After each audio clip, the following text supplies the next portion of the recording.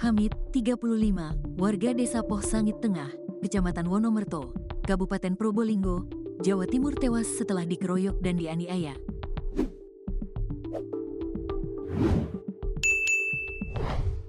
Pada Rabu, tanggal 19 Februari tahun 2025, Hamid meregang nyawa saat menjalani perawatan medis di RSUD Dr. Moh Saleh, Kota Probolinggo karena luka parah akibat senjata tajam jenis celurit. Luka yang dialami itu di bagian tangan kiri dan perutnya. Tewasnya Hamid dibenarkan Kepala Desa Kareng Kidul, Kecamatan Wonomerto, Ahmad Suladi. Menurutnya, korban meninggal dunia sekitar pukul 16 waktu Indonesia Barat di RSUD Dr. Moh Saleh, Kota Probolinggo. Benar, korban, Hamid, sudah meninggal dunia di rumah sakit sekitar pukul 16 waktu Indonesia Barat.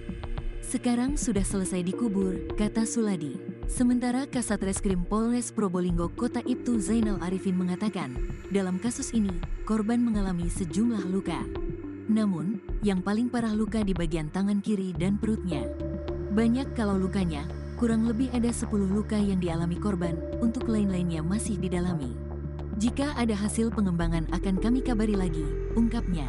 Diketahui gara-gara menggoda istri orang melalui pesan singkat WhatsApp, wah, membuat Hamid, 35, warga Desa Poh Sangit Tengah, Kecamatan Wonomerto, Kabupaten Probolinggo, Jawa Timur, harus dirawat di rumah sakit. Hamid harus dilarikan ke RSUD Dr.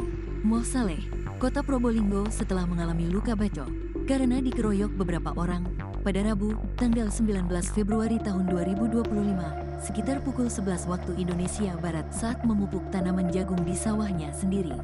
Saat berada di sawahnya itu, kemudian datang 4 orang diantaranya Rohman, Alim, Sohib dan Faisal, yang sama-sama berasal dari Desa Kareng Kidul, Kecamatan Wonomerto, Kabupaten Probolinggo dan langsung mengeroyok Hamid.